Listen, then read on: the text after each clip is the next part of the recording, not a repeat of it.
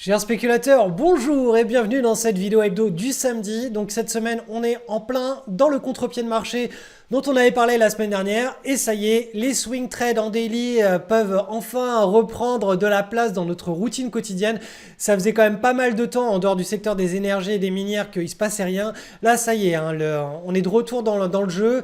Et l'énorme avantage qu'on a quand on est pile poil dans une sortie de correction de marché, c'est que les rebonds sont la plupart du temps assez forts puisque les liquidités ont déserté cette classe d'actifs pendant plusieurs semaines. Du coup, quand elle se réinvestit, il y a beaucoup moins il y a des gros écarts sur les carnets d'ordre, il y a beaucoup moins de vendeurs puisque les vendeurs sont plus du tout là et les acheteurs reviennent massivement. Du coup, c'est pour ça qu'on a une volatilité à la hausse, donc une volatilité positive qui se met en place quand on a des rebonds de marché. Donc si vous savez bien identifier vos opportunités de swing daily, et je vais vous en parler dans la deuxième partie de la vidéo, on va prendre plusieurs cas pratiques, je crois qu'il y en a 4 ou 5.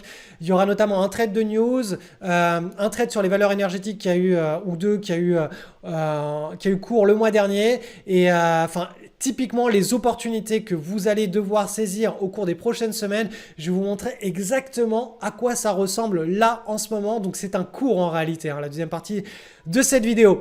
Enfin, vous allez voir que sur les crypto-monnaies, donc Bitcoin, Ethereum, on est sur une structure où ça s'améliore mais très très fortement, et je vais même vous prendre le cas pratique de Tesla pour vous montrer un petit peu le parallèle de ce que l'on est censé voir apparaître au cours des prochains jours sur Bitcoin et Ethereum. On va parler du cas des matières premières où on pense que ça y est, l'hyperinflation est là et qu'on a atteint les plus hauts et que la station essence et le prix du caddie ça va pas augmenter. Vous allez voir qu'en réalité, juste en étant dans une logique de normaliser ce qui s'est passé en 2008 sur les matières premières, et si on recadre ça à où on en est actuellement dans le cycle des matières premières, mais mon Dieu, on est super loin encore. On est super loin, c'est-à-dire que le prix à la station essence que vous voyez actuellement affiché, il peut littéralement doubler, tripler dans les 12 prochains mois. Et vous verrez pourquoi. Pareil pour le caddie. Je sais, c'est horrible. Je dis ça avec le sourire parce que si on prend pas ça à la rigolade, honnêtement, on passe notre vie à pleurer, hein. Donc, vous verrez, je vais vous montrer tout ça, que d'un point de vue cyclique sur les matières premières, on a un potentiel de hausse qui est tellement énorme que, littéralement, je sais pas comment les consommateurs européens vont s'y prendre. Pareil, la devise européenne, l'euro, est dans une situation de dégringolade, donc ça va amplifier cette sensation de prix du caddie qui augmente. Bref, je vais faire aussi le point sur l'or. Super vidéo, vraiment regardez-la en entier, ça va vous donner une vision globale de ce qui se passe dans l'économie, et ensuite en fin de vidéo on va rentrer sur vraiment des cas pratiques de spéculation. Je fais ça très rarement dans les vidéos hebdo, hein, depuis quelques années. C'est une vidéo avec des cas pratiques de spéculation qui sont en live, qui sont en ce moment, donc regardez bien cette vidéo jusqu'au bout. Alors, avant d'attaquer sur l'analyse du Bitcoin, je vous parle de la structure sur Tesla parce que elle est de bon enseignement pour nous faire appréhender ce qui est en train de se passer sur les cryptos et notamment sur le Bitcoin. Donc vous le voyez, hein, Tesla, gros bull market. Ensuite, comme je l'expliquais au cours des dernières semaines, on était sur le bas de la bande de Bollinger en hebdomadaire. Donc là, on était sur une zone de support, hein, purement dynamique. Ensuite, cette zone de support coïncidait aussi avec une ancienne zone de résistance qui est devenue support, qui est celle-ci. Donc vous voyez là, on a eu une mèche ici, on est venu chercher très très bas. Mais là, on est sur une zone de convergence où beaucoup d'acheteurs, là, tous les vendeurs, ça y est, ils sont sortis, hein, tous ceux qui flippent sur le court et moyen terme sont sortis. Tous les investisseurs long terme targetent ici cette zone pour des prises de position. Donc du coup, c'est quand on arrive sur cette zone-là qu'elle est travaillée qu'on va essayer de chercher une structure de retournement. Donc la structure de retournement, typiquement, hein, ça va être un pivot. Donc le pivot, on l'a vu ici, c'est dessiné, on a fait un creux, on est venu taper, on a fait un deuxième creux. Et là, on a eu la cassure du pivot en hebdomadaire, et cette semaine, on a eu la validation. Donc voilà, ça c'est vraiment la logique qu'il faut comprendre. Quand on est sur une zone de convergence de support et qu'on est dans un gros range, on attend la structure de retournement. Une fois qu'elle est validée, c'est là on peut se dire ok, une nouvelle dynamique de hausse peut se mettre en place et on peut aller chercher la zone de résistance, hein, qui est autour des 1200 sur Tesla et qui correspond, là on le voit, hein, en hebdomadaire sur la bande de Bollinger supérieure. Donc je vais vous descendre ça en journalier et vous allez voir qu'en faisant un zoom, on avait en réalité ici, voilà, une première zone ici de pivot, donc vous voyez, un creux, boum, un deuxième creux éclaté ici, et ensuite le pivot hebdomadaire que je vous ai dessiné, qui est celui-ci, qui est le grand creux, on a fait un deuxième creux, on a cassé. Donc vous voyez, là on a eu une succession de deux cassures, de deux signaux, là, premier pivot, deuxième pivot. Donc voilà, tous ceux qui aiment prendre des positions sur des validations, c'était ici, c'était là, boum, boum, et on avait la séquence d'accélération sur un retournement. Et d'un point de vue purement chartiste, la zone de résistance est ici, comment on la trace. On prend les deux anciens plus hauts, ça nous donne une résistance qui n'est pas horizontale mais qui est en diagonale. Et ici, on a la dernière zone de résistance qui est horizontale et ça nous donne une zone ici sur laquelle les vendeurs devraient reprendre un petit peu de force et les acheteurs devraient un petit peu se calmer sur leurs achats.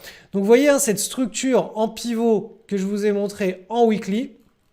Ici, c'est exactement celle que l'on surveille sur le Bitcoin depuis pas mal de temps. C'est celle qui est sur la vidéo hebdo. Et vous la voyez là, hop, elle est ici. C'est ça, on l'a toujours pas cassée.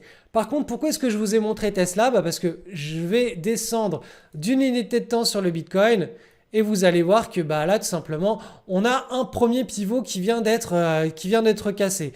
Le pivot daily qui est ici. Boum, il a été cassé jeudi. Hier, pareil, on a eu la validation. On a aussi ce triangle-là qui a été cassé. Donc là, on a une convergence de résistances qui ont été cassées à la hausse. Donc, je repars sur le graphe en weekly. Vous voyez en weekly, le pivot ici n'est toujours pas cassé, mais on commence à avoir des signaux sur les unités de temps inférieures que ça y est, ça commence à pousser. Donc ce triangle là, chartiste, où on ne sait pas trop s'il va casser par le bas ou par le haut, là on commence à avoir des indications que peut-être il va casser par le haut. On va attendre probablement la semaine prochaine ou dans les 2-3 prochaines semaines, on sera fixé sur le petit triangle hebdomadaire en pointillé qui coïncide aussi avec ce pivot. Donc voilà, ça, si ça casse, notre scénario de nouveau cycle, qui est, je vous le montre en mensuel, qui est celui-ci, pourrait briller tout simplement. Il pourrait reprendre le dessus et le Dead Cat Bonds pourrait être oublié au moins à court terme, le temps qu'on fasse des nouveaux des ATH. C'est là pour le moment vraiment le scénario du rebond. Il nous donne pas mal d'espoir, donc affaire à suivre, mais c'est en train de très très très bien se dérouler. Et sur l'Ethereum, c'est pareil. Même situation, je vous passe ça en weekly. Voilà, sur l'Ethereum, on a le pivot ici hebdomadaire, on ne l'a pas encore cassé. Je ne vais pas vous descendre sur l'unité de temps journalière, mais clairement là, on a une cassure aussi ici à court terme. Donc là, on a une première cassure ici, on attend la deuxième qui est la véritable.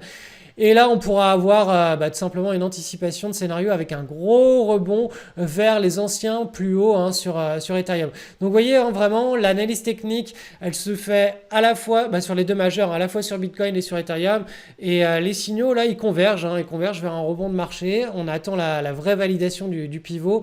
Mais il y a de quoi commencer à repasser un petit peu optimiste sur les cryptos. Et puis si ce rebond se fait, c'est l'entièreté du marché des cryptos qui devrait bien réagir et même surréagir, avec notamment les altcoins qui devraient avoir revoir les liquidités affluer massivement dessus. Donc affaire à suivre, mais ça commence à redevenir très sympathique là, ce à quoi on assiste.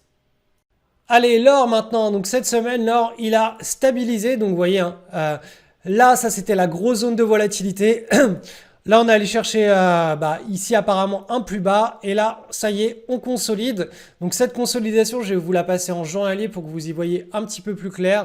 Donc vous voyez, typiquement, quand ça stabilise, on peut définir deux zones qui devraient permettre... alors, je vais essayer de vous dessiner ça. Voilà, quelque chose comme ceci. Donc un triangle...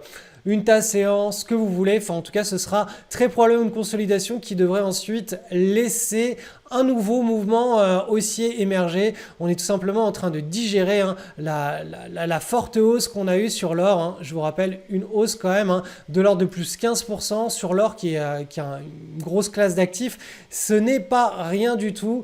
Donc voilà, l'or est toujours dans une dynamique de hausse. Je vous rappelle, dynamique de hausse qui est en train de s'installer sur le long terme, puisque là, en mensuel, vous voyez là, ce mois-ci, là, le mois de mars qui se termine dans quelques jours, c'est le mois de la validation du breakout du mois de février. Donc, mois de février, boum, on a eu le breakout. Mois de mars, on évolue toujours au-dessus. Donc là, on est censé être lancé dans une nouvelle dynamique d'au moins 1 an, 2 ans, peut-être 3 ans. On verra combien de temps ça va durer, mais on est censé être qu'au début. C'est un graphe en mensuel. On n'est qu'au début du mouvement. C'est un petit peu comme si on était là.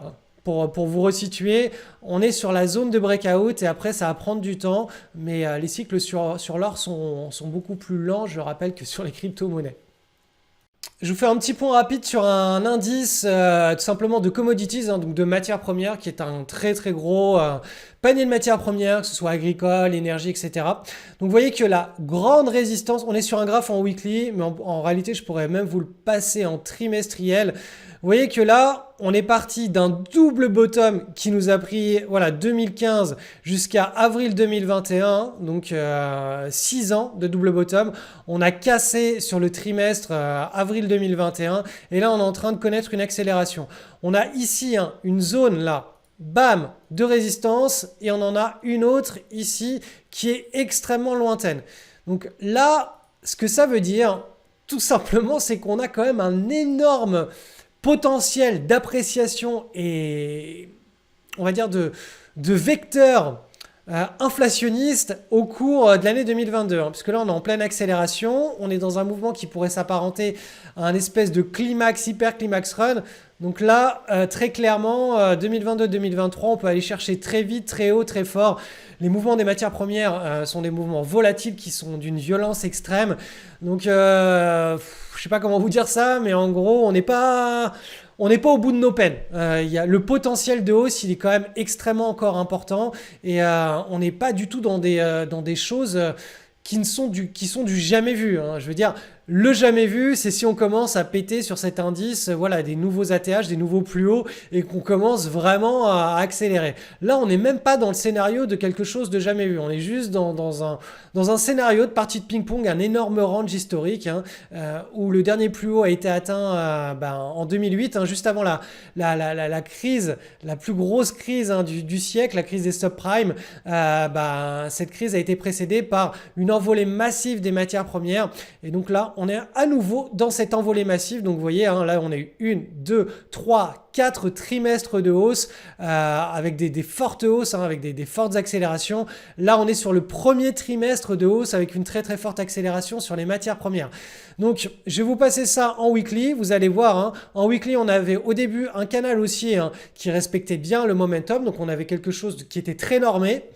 Et ensuite là, boum, février, guerre en Ukraine. On accélère, on change de dynamique, donc ça veut dire qu'on accélère la dynamique. On est venu tester là, on consolide, on est venu tester le bas de l'ancien canal. Et là, en réalité, on est tout simplement en train de consolider ici dans une nouvelle pattern qui, si elle casse par le haut, nous mènera vers une nouvelle accélération. Et vous l'avez vu juste avant. En trimestriel, les accélérations, la première est autour de plus sur cet indice là, le DBC autour de 32 et puis ensuite après on est carrément autour de 46-47, donc un quasi doublement des matières premières en l'espace de quelques trimestres, en l'espace de moins de 2 ans est totalement possible dès à présent. On a très très fortement augmenté ce trimestre là, mais il y a encore un très fort potentiel là aussi. Donc voilà, c'était la petite minute. Le prix à la station de l'essence va peut-être continuer à augmenter. Le prix du caddie va lui aussi continuer à augmenter. Je vous parle même pas de l'euro-dollar où l'euro est potentiellement à l'aube d'une accélération baissière assez significative, ce qui va d'autant plus pénaliser les consommateurs européens puisque tout ce qu'on va importer, non seulement le prix des matières premières libellé en dollars augmente, mais en plus si l'euro face au dollar baisse, on va avoir une double sanction. La sanction, tout ce qu'on apporte coûte cher, mais en plus notre devise qui se dévalue, ça va amplifier la perception de prix cher. Donc on n'est pas au bout de nos peines à mon avis là 2022-2023. Les consommateurs ils vont pas trop aimer. Hein. Ça va pas être une année très très agréable. Alors, cette semaine, je vous ai prévu une série de 4 emails, donc des emails privés. Si vous n'êtes pas inscrit, bien entendu, le lien est en description. Inscrivez-vous à ma newsletter privée, vous allez tomber sur des petites pépites. Donc là, en l'occurrence, c'est la pépite du quarantenaire. Hein. Autour de moi, j'ai l'impression que tout le monde est au régime. L'année dernière, j'étais au régime, pile poil à cette période de l'année, parce que voilà, il y a les fêtes de Noël, il y a la semaine au ski où on fait que manger de la tartiflette, de la raclette, etc. Et le fait que le reste de l'année, on a du mal à compenser et on se retrouve avec le bidon qui commence à pousser. Donc chaque année, cette même période de l'année, c'est le même problème. Sauf que là, je me suis rendu compte qu'autour de moi, tout le monde avait le même problème. Les années précédentes, les gens s'en foutaient un peu, mais là, il y a des niveaux comme ça d'avancée, il y a une inflation qui se fait à ce niveau-là, et les gens, passés un certain niveau où, je sais pas, ils voient plus leurs orteils ou quoi, ils commencent à se poser ces questions, et à chaque repas, à chaque dîner, ce sujet revient sur la table. Donc, dans le premier email de cette semaine, je vais vous parler d'une expérience perso vécue et je vais vous faire le parallèle avec un de mes portefeuilles boursiers et vous allez voir la différence quand on arrive à bien mettre des garde-fous, à bien structurer et on s'affranchit de toute émotionnalité et l'univers dans lequel, malgré le fait qu'on mette des garde-fous, on n'arrive pas à gérer ses émotions et en l'occurrence, l'alimentation face à la gestion d'un portefeuille boursier, la réalité c'est que c'est beaucoup plus facile d'avoir un portefeuille boursier qu'on structure bien et qui marche bien que de s'alimenter correctement sans partir sur des excès. Je vous parlerai aussi d'une petite enquête que j'ai menée sur des investissements qui sont censés être recommandés comme sécures, des actions qui sont censées être des actions parfaite quand on a peur de la bourse et qu'on ne veut pas risquer son capital. Donc ça, vous verrez le résultat de ma petite enquête. Je vais vous parler aussi de l'hyperinflation de Weimar, donc du scénario là qui peut-être nous pend au nez ou au contraire le scénario de grande dépression, d'hyper-déflation, un petit peu comme celui qu'on a vécu, enfin que nos arrière-grands-parents ont vécu pendant les années 1929. Donc vous verrez qu'on a vraiment deux asymétries, deux scénarios extrêmes, mais qui sont opposés et qui sont pourtant réalistes dans le monde qui se présente à nous là. Et enfin, on verra le postulat d'une chute sans fin du marché obligataire et comment gérer ça dans nos portefeuilles long terme. Donc toutes ces infos vous seront distribuées en privé dans mes emails lundi, mardi, jeudi, vendredi. Si vous n'êtes pas encore inscrit dans ma newsletter, c'est en description. Analyse du SP500 avec une nouvelle semaine de hausse, donc le contre-pied que l'on a identifié la semaine dernière est bien en train de se mettre en place et de se développer. Donc voilà, le pivot là qui était cassé, on a la validation cette semaine. Donc le scénario de rebond renvoie de la balle de ping-pong vers le joueur tout au nord et le scénario privilégié. Et donc du coup là pour le moment, toute cette histoire, ça saute. Et là, on est dans un rebond de marché avec une stabilisation qui devrait s'opérer sur ces niveaux-là, comme ceci. Et après, on l'espère, nouveau bull market ou sinon bear market. Mais je vous rappelle, le schéma en mensuel, donc une barre est égale à un mois. C'est une stagnation, une contraction de la volatilité avant de prendre une nouvelle direction. Et comme vous le savez, on est sur un très très très très long bull market séculaire. Moi, je suis plutôt optimiste et je vois davantage une sortie par le haut. Peut-être au début de l'année 2023 ou fin d'année 2022, on le verra. Bref, le breakout là de cette structure mensuelle nous donnera le tempo pour la suite. Je vais repasser en weekly et vous montrer ce qui se passe sur le Nasdaq qui est beaucoup plus volatile et qui a beaucoup plus corrigé puisque c'est normal, il a beaucoup plus monté donc il corrige beaucoup plus fort. Et donc là, idem, on est exactement sur le même genre de signaux. La semaine dernière, on a réintégré la résistance. Là, cette semaine, on valide. Donc là, on est parti sur, en principe, une stabilisation, un rebond de marché, une stabilisation. On verra. C'est beaucoup plus volatile le Nasdaq, donc c'est beaucoup plus susceptible de donner des signaux d'achat et de vente, de vente liés à la volatilité. Donc on ne prendra pas en considération, voilà. Le meilleur indice de mon point de vue là à suivre, ça reste le SP500 et éventuellement le Dow Jones Industrial Average qui pareil, a repris cet énorme élargissement et puis on reste au-dessus. Mais vraiment, le SP500, c'est l'indice leader pour avoir le sentiment de marché. Et actuellement, le sentiment de marché nous dit tout simplement, on est dans un range, donc tous les swing trades que vous allez prendre actuellement, prenez-les avec un money management qui est défensif. Donc si vous avez par exemple l'habitude d'opérer avec des prises de position de 1% de risque par trade, bah descendez à, je sais pas, 0,7, 0,6, 0,5% de risque par trade. Pourquoi? Eh bien tout simplement parce que l'espérance de gain elle est beaucoup plus faible et les probabilités de réussite sont moins importantes puisque là, quand on est dans un sentiment de marché en range, on peut avoir une mauvaise news qui tombe et puis les cours vont beaucoup plus, les cours de bourse vont beaucoup plus réagir aux news quand on est dans un range. Donc ça peut se retourner très rapidement sur les indices liés à la volatilité et du coup ça peut vous occasionner des trades flat ou des trades qui sont perdants beaucoup plus nombreux que quand on est dans un consensus qui est extrêmement haussier. Consensus haussier, c'est tout ce qu'on a vécu depuis la crise Covid. Et à chaque fois que, là, dans toute cette séquence haussière, à chaque fois qu'on avait des mauvaises nouvelles, c'était des nouvelles qui étaient très très vite absorbées par le marché, qui étaient pas du tout amplifiées à la baisse, au contraire qui étaient, voilà, on les oubliait, on les prenait pas trop en considération. Et les bonnes nouvelles, on avait davantage tendance à les amplifier et à les multiplier dans nos prises en considération. Quand je dis on, c'est les opérateurs de marché. Donc vous voyez, c'est ça, un changement de psychologie, c'est que là, la moindre bonne ou mauvaise nouvelle, quand on est dans un range, va impacter beaucoup plus fort les indices boursiers, il y a plus de volat. Alors maintenant que le sentiment de marché est posé, je vais vous montrer un petit peu le type d'opportunité que l'on va se mettre à rechercher. Donc au cours des dernières semaines, on était dans une correction de marché qui était assez forte. Seules les valeurs énergétiques et minières nous proposaient des setups parce que elles étaient dans les secteurs étaient haussiers. Mais tout le reste de la structure du marché était baissière. Donc on n'avait pas d'opportunité en dehors des secteurs, des minières et des valeurs énergétiques. Il n'y avait rien à saisir. Là, vous l'avez vu, on est en train d'effectuer un potentiel rebond. Donc, il y a la structure de marché globale avec plein de secteurs qui vont se réveiller et on va commencer à avoir des opportunités. À quoi ressemble une opportunité? Comment les trouver? Alors, typiquement, voilà ce qu'on a eu sur les valeurs énergétiques ou minières, le type d'opportunité qu'on a eu en pleine correction de marché.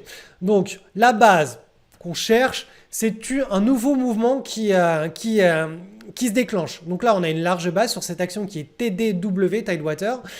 On s'extrait. Il y a des volumes qui sont très forts. Donc là, ça nous dit tout simplement que les institutionnels s'intéressent à cet actif, à cette action. On a une première consolidation qui est extrêmement propre avec quelque chose qui s'apparente à une tight base, donc une base qui est haute et serrée. On a ici le breakout, donc le 3 mars, et le mouvement est lancé. Donc ça, c'est du swing trade en daily, typiquement.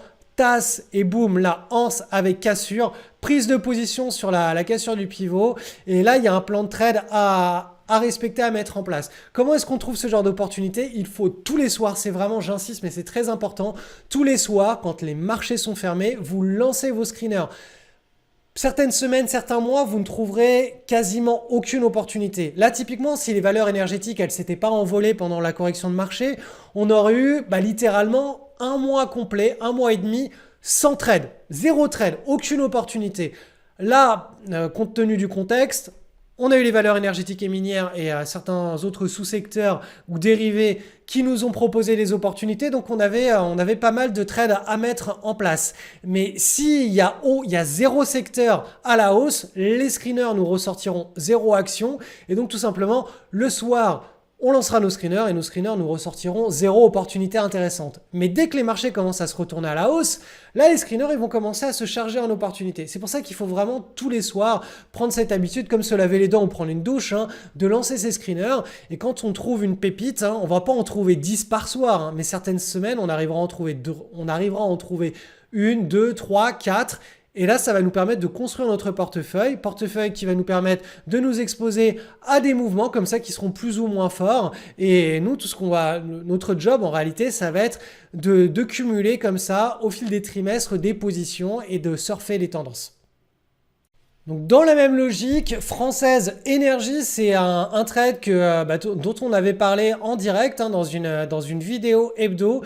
Donc même logique, une large base, on s'extrait, on a une première consolidation de très bonne qualité, les volumes arrivent, idéalement quand on a des volumes en augmentation, c'est un très très bel indicateur que les fonds institutionnels, les gros investisseurs sont en train d'accumuler et s'ils accumulent, ils ne peuvent pas prendre toutes leurs positions en une journée, ils vont être obligés d'étaler leurs ordres sur plusieurs jours, plusieurs semaines, voire plusieurs mois. Donc on a l'assurance d'avoir les gros derrière nous et en fait nous, on n'est qu'un tout petit poisson qui va se greffer sur une énorme baleine et la baleine va tracer le chemin et nous, on n'a aucune énergie à fournir. Et donc là, en l'occurrence, voilà, le trade, tous les spéculateurs qui sont en swing trade sur cette action ont commencé à prendre des profits mais sont toujours en train de surfer sur cette tendance. Autre type d'opportunité que les spéculateurs peuvent saisir pendant des structures de marché en range, donc sentiment de marché en range, comme ce qu'on est en train de vivre, et qui permettent d'avoir de belles asymétries positives, ce qu'on appelle les trades de news. Donc là, typiquement, ça c'est une opération que l'on a analysée dans l'école, si je ne me trompe pas, à moins que ce soit un autre trade de news qu'on a analysé dans l'école, bref.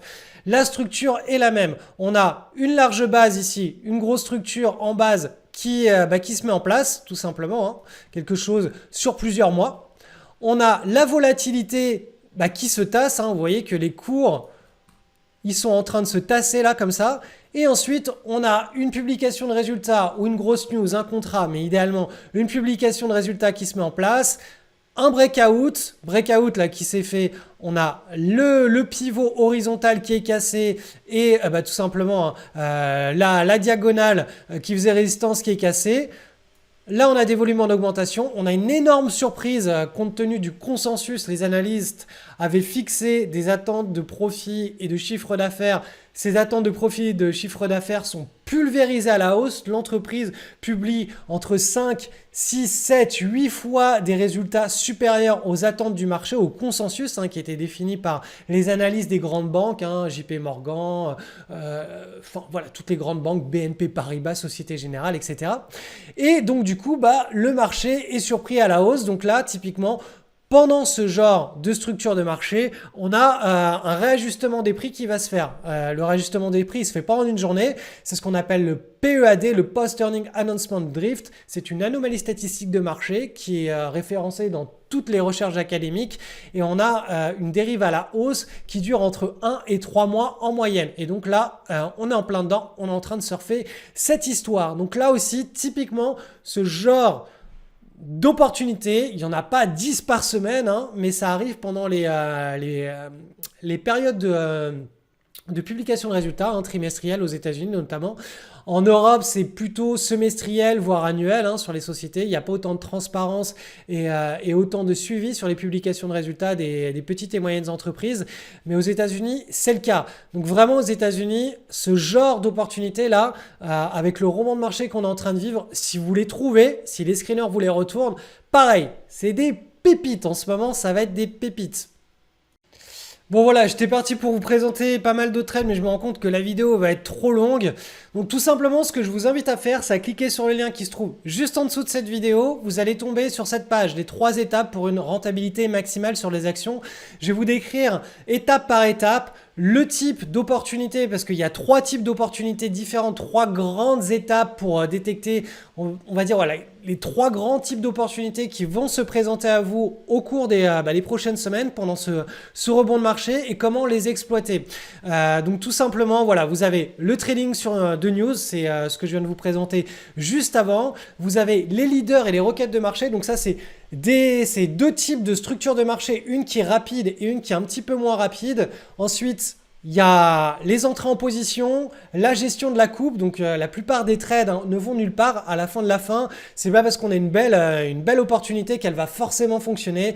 Voilà, il faut vraiment compter sur, dans la logique du spéculateur. Quand vous spéculez, 6 trades sur 10 ne vous rapportera pas véritablement d'argent. Vous allez en avoir 3 sur 10 qui vont vous faire perdre un petit peu d'argent, 3 sur 10 qui vont vous faire gagner un petit peu d'argent, et le reste 4 sur 10 qui vont réellement construire la performance annuelle. Et même sur les 4 sur 10, c'est 2 sur 10 qui vont faire des mouvements avec des grosses asymétries, des gros accidents positifs. Donc l'essentiel du job du trader, c'est d'apprendre à couper ses positions et à sortir de position. Donc tout ça, je vous l'explique dans cette formation que je viendrai ouvrir. C'est le pack, c'est le pack tout simplement Swing Trader professionnel. Ça vous permet de professionnaliser totalement votre approche. Ce pack, je vous l'ai rouvert jusqu'à dimanche à minuit. Vous avez une super promo là-dessus. C'est toute mon approche de swing trading en daily. Il y a absolument tout. Pareil, si vous avez des questions, n'hésitez pas à me les envoyer par email. Il n'y a aucune limite de temps. Ma team et moi, on vous répond dans 1 an, 2 ans, 3 ans, 10 ans, tant qu'on est en place. On peut faire le suivi avec vous de tout ce que vous n'arrivez pas à comprendre et à saisir sur ce programme-là. Donc voilà, si vous voulez vous professionnaliser, le lien est en description. Vous pouvez voir ce qu'il y a à l'intérieur de ce pack. Vous pouvez tout simplement par curiosité voir à quoi ressemblent les 3 grandes étapes pour vous essayer d'acquérir par vous-même ce type de compétences. Mais croyez-moi, ça va vous prendre beaucoup de temps, de sueur froide, de trades perdants et d'années d'expertise. Autant voilà, quand on a tout ça entre les mains, j'aurais rêvé à mes débuts d'avoir ce type, tous ces outils, toute cette approche, toute cette psychologie, tout cet écosystème qu'on me le présente et qu'on me le donne. Ça m'aurait économisé des centaines de trades perdants, des sueurs froides, et ça m'aurait permis d'accélérer tout simplement mon parcours. Donc voilà, tout ça, c'est en réalité toute ma vie de swing trader autour de l'approche en daily, et je vous la propose jusqu'à dimanche soir, minuit.